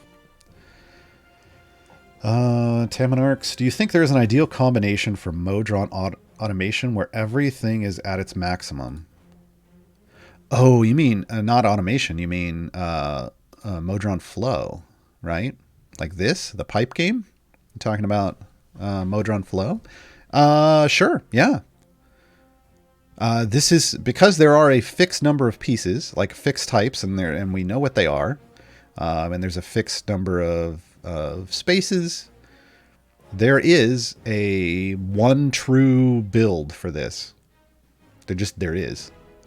It exists. Does anyone have all of those parts? I don't know. Maybe. But it's out there. It's not necessary currently because literally all you need is to get purple, to get full epic flow. You just need to hit 4. You just need to hit greater than 4.0 flow. Now I've got, what's going into this one? I got 5.42 here. Oh, here we go. This one will be good. 4.35. See, I just hit it. That's why it's a light pink, right? 4.35. I used to have one that was like 4.01, but I don't think I do anymore. 4.42. But you know, others are 979. That's fine. There is no system currently in the game for overflow, like for maximizing, like for getting the ultimate highest amount you can possibly get and then giving bonuses based off that. That doesn't exist currently. When it does, that one true build will then matter. And I think some people are probably looking for it already. There was a tool built by another member of the community that you could find in the Discord. That is super helpful. It's a web tool that has all the pieces available, and you can build it out and take pictures and stuff. So that'll be useful for trying to find that one true build. But until then, it doesn't really matter. What is this one? 414. Ooh, that was better. 4.2. Yeah. I just realized I had a couple smaller low ones. But yeah, right now the overflow, like getting that maximum thing doesn't matter. Just getting to the point where everything is 4 or higher is what matters, because that's going to get you the maximum buffage currently available. But if you are hunting that high, this is the strong core. And I honestly, I just, in my head, they called it strong core because this is where you can get the most buffs. Because 87,802.82 flow. It gets me every time. Oh, and there's room for me to go higher. There's so much room for me to go even higher. 5-digit flow is not necessary, folks. You literally only need single-digit flow. It just needs to be 4 or higher. So things can get real wild. And I think this core could end up being real strong when an overflow mechanic exists. Until then, the initial core is fantastic. Skater Guy 88. I'm doing Spurts time gate and got lucky with the variant get to 75. Should I keep going to try to get silvers or just stop? His equipment is all blue with 1 green. So yeah, you don't have to push super far. You could just go to 75 as your max and bail. You're at least going to want to push, not in the variant, but in either your first 2 adventures or in a free play. You're going to at least want to push to 100 and grab 1 silver chest. Why not? You should easily be able to do that. Whether or not you try to push to 200 or 300 is going to depend on what kind of power you have in your account. If you can easily get there on a run, knock it out easy. But if it would take a lot of work, like that one person asked earlier, like, should I farm for 2 days to try to get 1 silver chest? No. But grab what you can easily. If you can easily grab a silver chest, get it. Because while it may not improve the rarity of your gear, you're gonna grab a couple item levels, and why not get it while you're there? Caffeinia, I'm always confused which spec to choose for Ayla. Would you mind going over them? Yeah. Ayla's left spec increases the number of times, or increases how often she applies her debuff, like her that little electric debuff. I guess I can bring her in and we can look at it specifically. Oh, where is she? There she is. Reduces the cooldown on Ayla's Storm Aura, right? And Storm Aura is the one that primes everything. And that's kind of step 1 of her massive debuff, because primed enemies take 50% more damage, but it's the electrified after you hit a primed enemy that does the massive debuff, right? So basically it primes everything faster, because initially it takes a while, and then so it's 4 seconds. Every 4 seconds a random enemy is primed. Well, this reduces it by 2 seconds, so it's every 2 seconds a random enemy is primed, which means you're gonna prime just about everything. Whereas the right spec increases stun durations. And frankly, I've never... Stuns are nice because they're a survivability feature. But currently, there isn't really anything that is really a major effect around stuns. Once upon a time,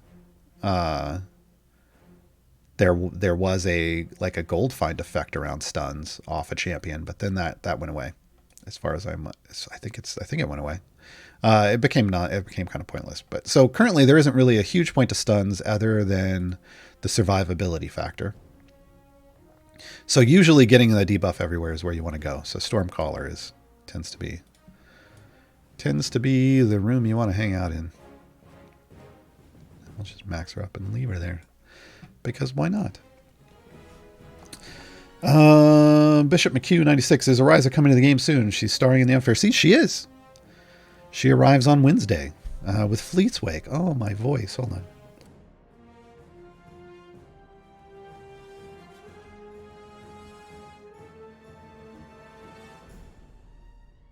Okay. I don't know if anybody has been hanging out on the CNE Games channel all week. I'm amazed I can still talk. Tuesday. I love it. Don't get me wrong. I will throw my voice in the garbage can for all of you. I love answering questions and helping people, enjoy the game.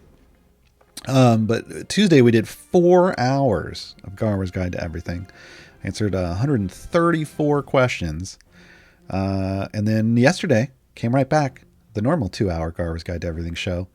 Answered like 70 more questions, and this is on top of the stream. And then I stream on my own channel, usually on Tuesdays and Thursdays. I didn't do it on Tuesday, but I did it on Thursday still, 3-hour stream, and then here we are today. So my voice is hanging in there, but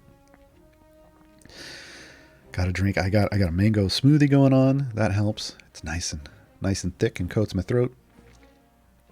Helpful. Where were we? Oh, yes, the Ariza and the Unfair Seas. And someone else asked, did I see the new interaction? So this is the Unfair Seas banner. If you don't know what Idle Champions Presents is, it's brand new. You're forgiven. It's brand new. Idle Champions Presents is the new tabletop roleplay game live stream that's coming Monday. Monday the 22nd, 4 p.m. Pacifically. I'll never get tired of that play on words. So 4 p.m., it's about 3 hours is roughly what they're telling you to mark off for it. And the first adventure module they're playing is the Unfair Seas. And they updated the infographics and everything in here, and it looks so much better than it did when it launched on Tuesday. Good job, CNE. So Idle Champions presents Unfair Seas. Vote each day to influence the next episode. Complete challenges to earn more votes. Claim rewards every day. Unlock exclusive loot. And watch Mondays, 4 p.m. Pacific. And it gives you a timer, like a countdown timer. It tells you can vote. New vote isn't up for a little while, so we can't do that. And then once it's actually aired, there will be featured clips that they're going to do. So Unfair Seas will last the 1, 2, 3 weeks. And then the next 3 weeks, I believe... Did that get leaked out publicly yet? I think it's in the fact. Did they put it in the fact? They did. Idle Champions present A Fool's Errand. That will be starting in March. Haha, sneaky. So, they've had lots of questions about you can vote to affect kind of how the game is going to play out. And you get rewards. This was a damage buff potion that lasts a week. We've never had a potion that lasts a week before. That's neat. We got a time gate piece. We got to vote which one should get something epic or golden. And this Gaarawarr vote that the community did is what ended up in this being the fanciest weekend and Gaarawarr getting an epic golden fancy dress. So our votes affect the game, like the game we're playing, but also the RPG game. And then this was like, which one is going to have to sing their way out of a problem? And everyone said Ariza has to. Christina and Mark, Ariza and Baloth, are the voices of Improvised Champions, which is usually on Mondays, but it's going to be on hiatus while Idle Champions Presents is on. yeah, they're both. Arise is going to be coming to the game, we have a champion spotlight. We'll go over that, and we can go over that for a little bit. We got some time. Yeah, so she's going to show up soon. We got a gold chest for that vote. And this was you and one of the players will gain an Idle Champions D6 to roll when you need it most. Which player should get it? I voted Black Viper because, you know, she needs some help. If anybody knows Black Vipers. I love Black Viper. She's my favorite character in the game, like lore-wise, and like art and all that kind of stuff. I just love it. But yeah, she's not the most powerful. I wish she was a stabbier girl. Unfortunately not. So when this vote ends shortly in an hour and a half, then we'll get a reward for that. We'll see how it ended up. I've used up most of my votes, most of my extra votes. You get extra votes by doing these challenges. So you get one for each of the challenges. And then you get one vote a day just naturally. So I used up most of my extra votes. So I'll have to decide tomorrow. We'll see. Or today. We'll see what the next vote is. And so 6 days of voting and then the stream happens, right? So that's the way that works. We can't click on the others yet, and then there's no clips yet, but it'll show up. It'll show up. Pretty neat. Yeah, I think the timers got fixed too for the countdown.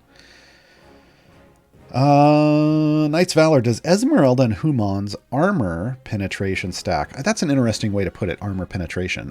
Basically, it's extra chunkage on armor, but it's also extra chunkage on just hit-based stuff. And when their worlds collide, yes. Yes. But keep in mind, like here it is, it's if you have Cleave active, this is against boss enemies. The boss is hits-based or armor-based health, whereas Esmeralda's is against everything that has hits-based and armor-based. So when their worlds collide and it's the boss that's armored or hit-based, then it's going to be mega chunkage for every attack. You'd love to see it. You'd love to see it. Matthew Drakely, can you help me understand Briv's skip skill? Skip skill. Briv's skip skill. There we go. Okay. Yeah. So we're talking unnatural haste. Let me throw it in. So this can be confusing to newer players and totally natural. A natural haste, Briv has a chance of sprinting forward quickly on steel springs after completing a new area. This action consumes 4% of his sprint stacks. This is important. We'll come back to that. And requires at least 50 stacks to occur. When you reset the adventure, all stacks of steel bones that Briv have gained convert into stacks of sprint. Unused sprint stacks persist through resets. So you can't earn sprint stacks. You can't increase sprint stacks in an adventure. If you start an adventure and you don't have any, you don't have any. You have to earn them the prior adventure, and you earn them by stacking steel bones. So whenever Briv comes under attack, metal shoots out of his pore and covers him in strong armor. While armored, he takes less damage and gains stacks of steel bones whenever he's hit by an enemy. So you have to push far enough in the previous adventure that Briv was under fire and you built up a bunch of steel bone stacks, right? Like right now, he's not in, so I have 0 steel bone stacks. And since I didn't push far with him the last time I used him, I don't really have any sprint stacks. I have 49, but that's under the threshold, right? So I can't skip with him because I don't have enough sprint stacks to skip. So with Briv, you want to put him in.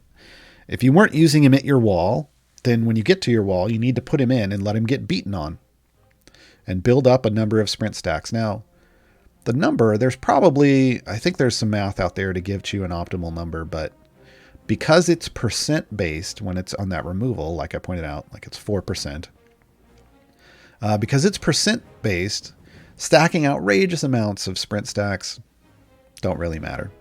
Because if you have 100, he's going to take 4 when he jumps. If you have 1,000, he's going to take 40. If you have 100,000, he's going to take 4,000. Yeah, right. Like so, he's always going to take 4%. So it's always going to tick down at the same speed. But there is some math shenanigans where you can make sure that he's, getting at least somewhat optimal, but I don't know that it's worth worrying about that. Just get a bunch and then use it. Now, if you're using him just to skip and you're not using him for anything else, you go Metalborn. It reduces the percent that it takes, so 3.2% instead of 4%. It's a small amount, but again, when we're talking percents, it matters. You can get some more skips out of him. But it is all about building up all of those sprint stacks, right? So I like to get, a few hundred at least. More, a little more is probably a little better, but ultimately what you want to do with Briv, if you're going to go all in on Briv, is he is a black hole, bottomless pit, just eater of blacksmithing contracts, because his skip goes up based off the power in this slot.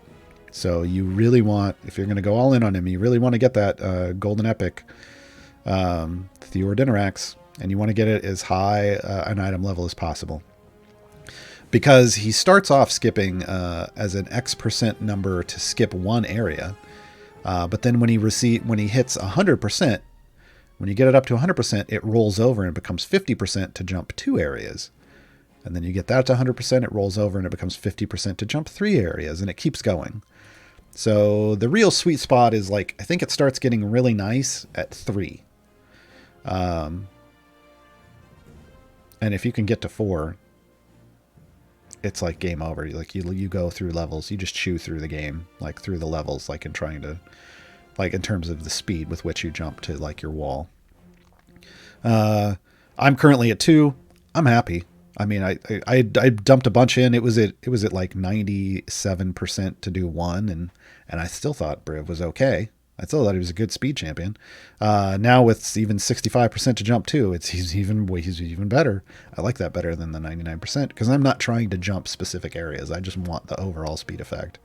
But a lot of people try to push him to 99% or 99.9 if they can get there, so that they can put him in and guarantee themselves a way to jump a specific boss or whatever. That part of his kit I think is broken, but whatever. Is Mad Wizard the best for gem farm, and why? Yekulon, kind of depends on your Briv. If you're using, there are people who use Briv to, if they have that 3+ potential to jump 3+ levels. I don't think those people, if I remember correctly, those people aren't farming Mad Wizard anymore. Because you're flying by so many levels, it doesn't matter. The portal features in Mad Wizard don't matter anymore. But generally speaking, Mad Wizard is the fastest for most players because of portal effects. If I hop back to, where was it, in the 30s? It's the 30s where I was getting mad because it was skipping all the time. I guess not. It wasn't that 30s, at least. Why can I never do this when I want it?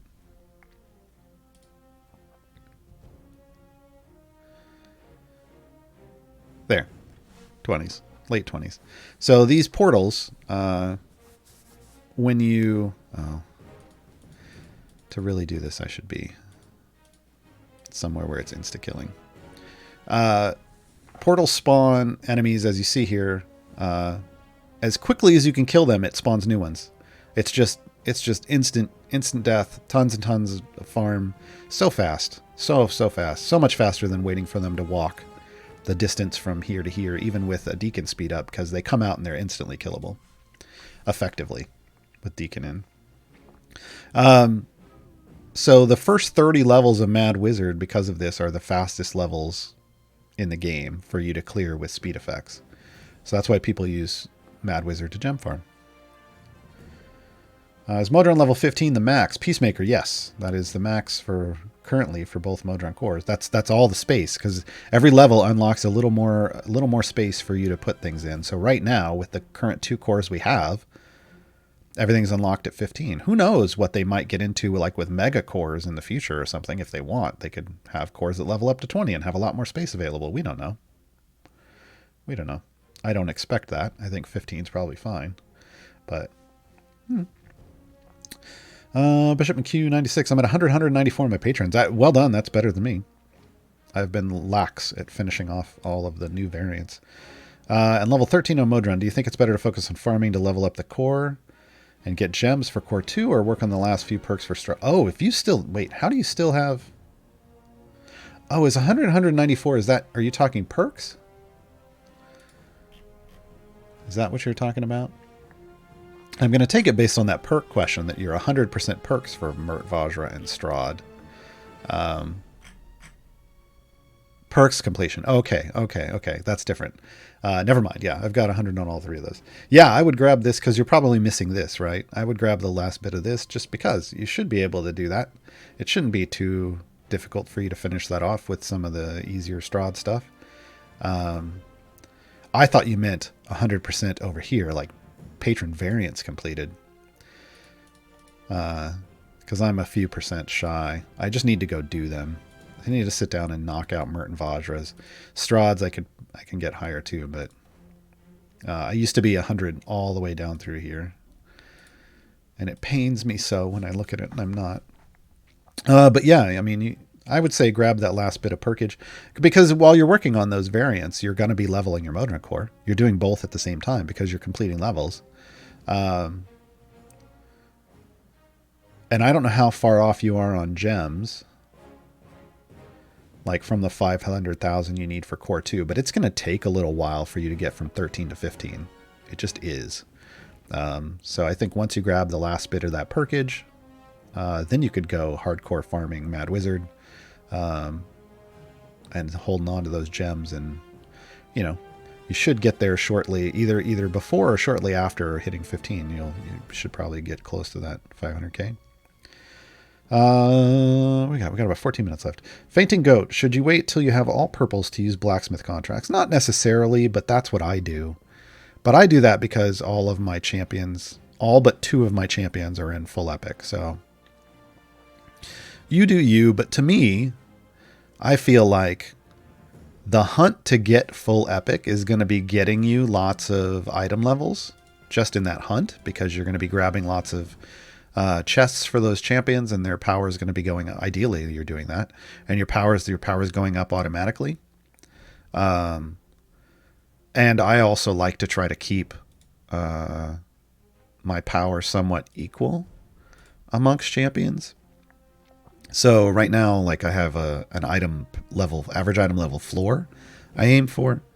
Mine is all the way up to... There's my voice again. Hold on. Right now, my floor is at 90, but that's just recently raised from 80. So my next floor will be at 100.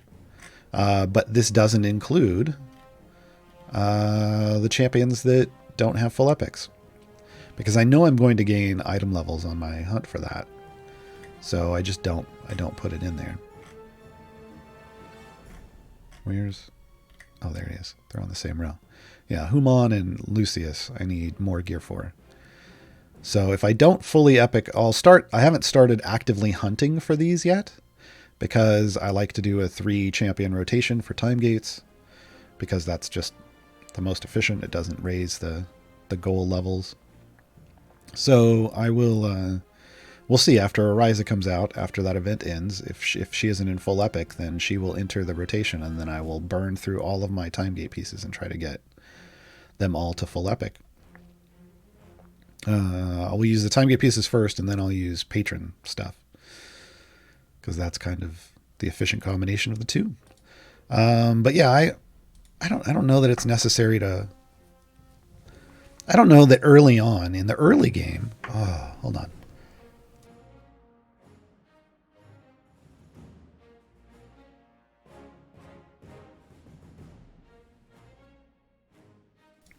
I don't know that in the early game... so the point where you're doing all the base adventures and the base variants, and you're not just solely doing patron stuff yet. So I think solely doing patron stuff is the middle game, but early game stuff, I don't think you need to spend blacksmithing contracts to complete it. So banking it, and holding on to it until you know more about where you need to place that power makes sense to me long term. That doesn't mean you were wrong for using it before now. It just means It just means you played the game and you did what you wanted to do, and that's, as long as you're having fun, that's great. But you know, if you're trying to for long-term efficiency, then you know you can factor that stuff in, and it's going again already. All right. True Dank is double checking. Do you still get the reward if you don't vote for a day? Yeah, that's what it said. I believe it's in the FAQ now, right?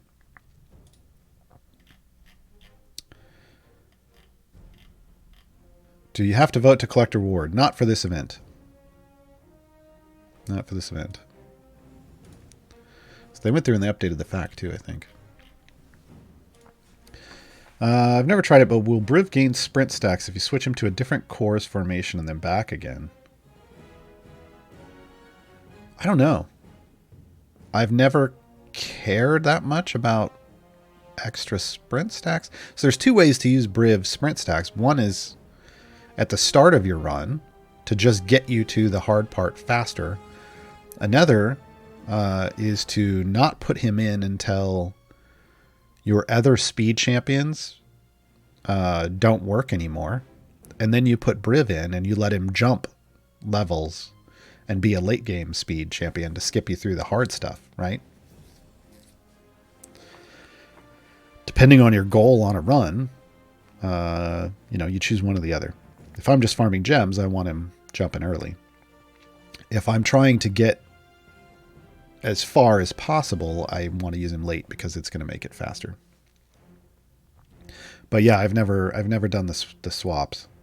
Arguably, probably, because you would be putting him somewhere else and building up stacks and then swapping him. I don't know. You'd have to try it. Xenobite, does Briv's level skips still count as level completions, like getting gems when level skips? So if you skip a boss level, you will get what is in the bag. You'll get what is in the bag. However, like you didn't kill any of the enemies. So, I mean, you skipped them. I don't know. Yeah. So you get what's in the bag. They made that specifically for gem farming and stuff. So, well, and just in general. And they've added things like, you know, you get Nova's item because that's counted too now. Yeah. So Briv gets that kind of stuff, but not like boss specific stuff, but you don't get anything else related to those levels. Snoo changes. Is the Green Flame Mage Hand Familiar different from the Mage Hand Familiar? No, it's a skin. So like here's the Green Flame one, right? That's the Green Flame. If I go over here, there's a little swippy swappy, the double arrows that tell you there's a skin available. See, it's just a skin. It's just a visual effect. And there's one of those for the owlbear. Here we go. There's Red Nose Baby Owlbear, which was the charity event that this came out with, and then there's just a regular owlbear. Yep, and their skins, you know, here's swippy swappy buttons over here for the flame damage, right? So, you know, default, there's a green flame, and then there's snowballs. Right now I have it on snowballs. Master Burglar, have you done a stream on Strahd's variant? Wait, what? I don't remember. I did do, once upon a time we tried Gaarawarr's Guide to Difficult Strahd Variants, and I asked the community what they thought difficult Strahd variants were, and we addressed a handful of them. It's hard to talk about. I mean, I can talk about some, but I can only do like one or two on stream, right? Jay thinks I did it in the Strahd variant one. I may have. Hold on, let me see if I've got my notes still on which ones I covered. Don't know that I kept them. Yeah, I don't have the list here. Yeah, so check out Gaarawarr's Guide to Difficult Strahd Variants, and maybe it's in that one.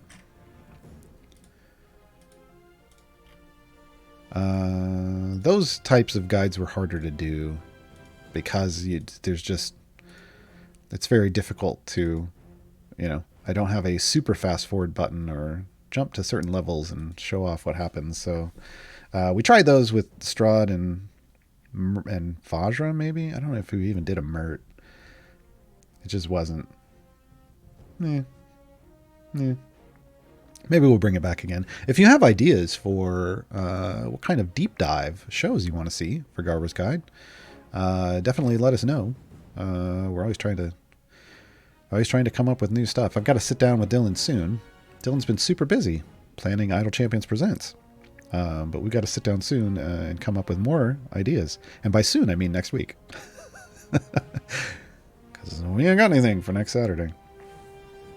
But we try to plan, a bunch of those out in advance and then run with it and see. So if there's, it's nice when they add new systems. It's great stuff. I can easily talk about new systems, right? But, we've covered most, if not all, of the major systems in the game. We've been doing lots of groups of champions, right? Because we've done some affiliation guides. We've done the Champs of Renown packs. Yeah. So throw us your ideas. Now that you have both cores max, which do you use on your gem farm and why? I tend to just have the modest core slotted in my active party. It has, if I remember correctly, it has more gold find. But at the end of the day, it's just because it has more power if I decide to go push somewhere. And I'm always pushing in my active party, so my secondary party gets the other one just because it just sits and farms. I don't really worry about it. I should reset this.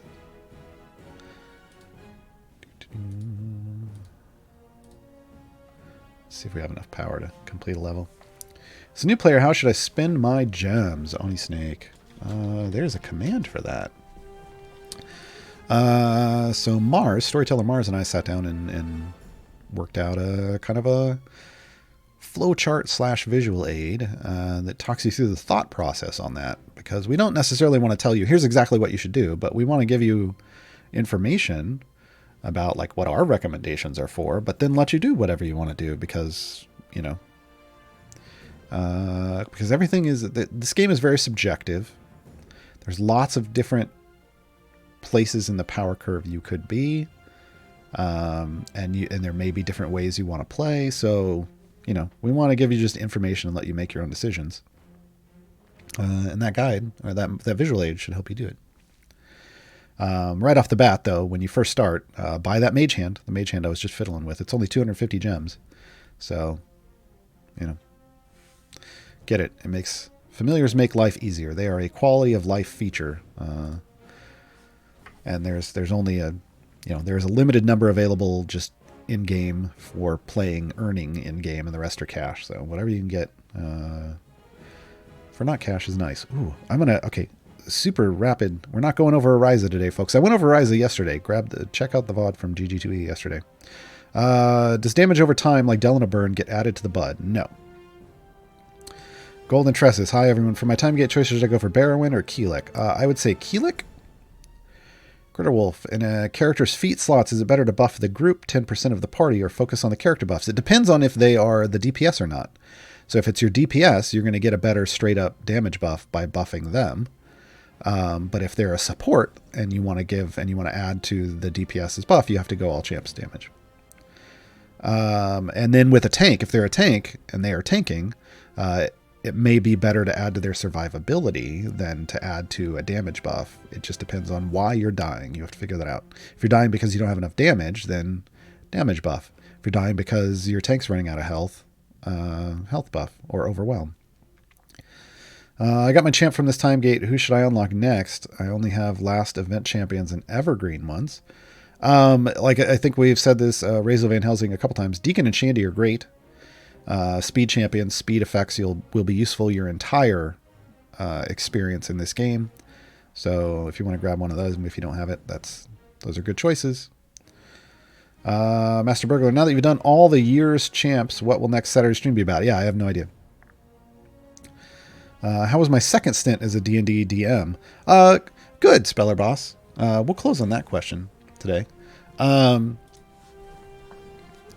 actually running my third DMing attempt at that same adventure. I wrote my own adventure for the first time I ever DM'd, which is doing it the hard way. And I've iterated on it. So the last iteration, the beginning was a lot better, still a little longer than I would like. So I'm going to adjust it again. The middle I felt was solid. Whereas previously it had been a little squishy. The end was worse than the first time.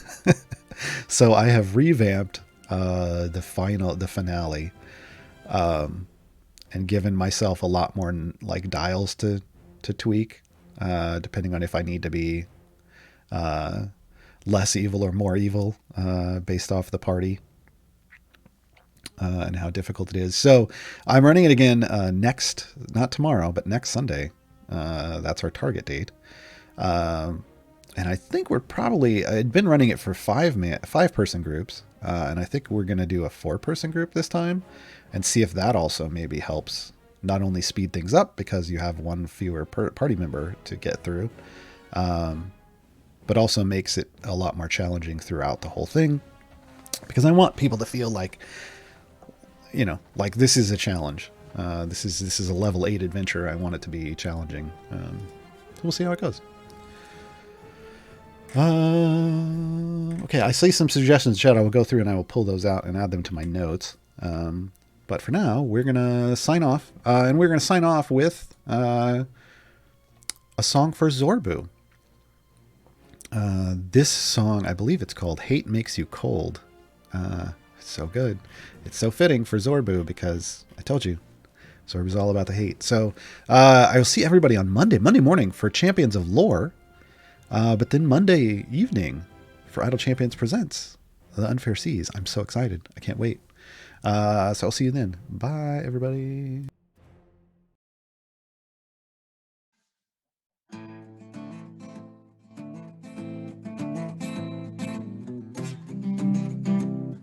No. All right. Here we go again for real. The Song of Zorbu.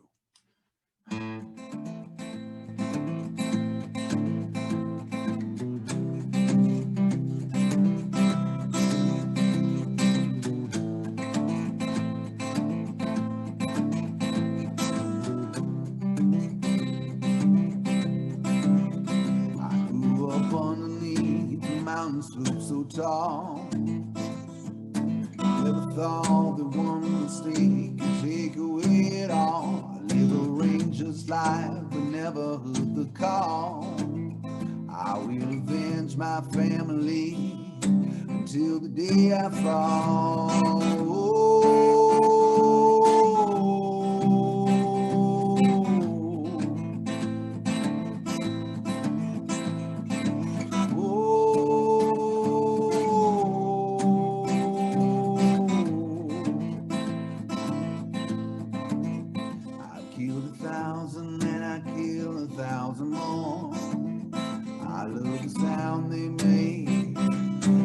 Bodies hit the floor, my temper short, and my list of fools is long.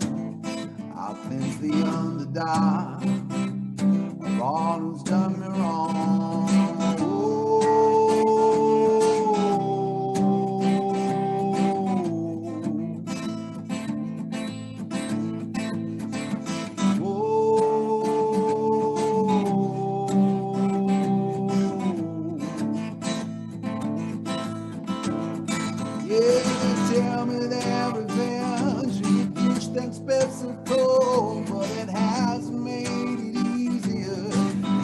You grow. A ranger's life is right for me. It's more precious than your gold, but I trade it all away to just go home.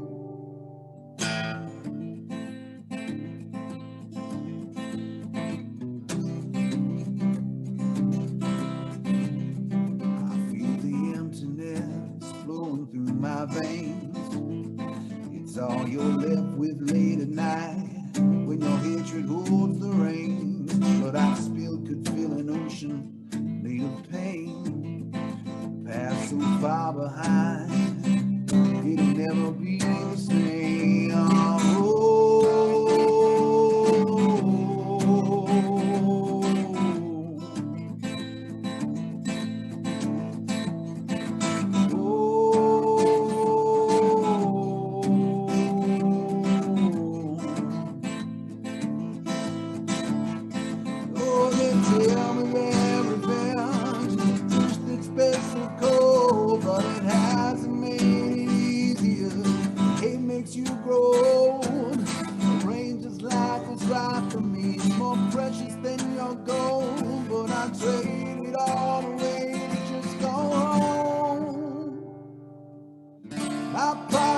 on the force has never let me down.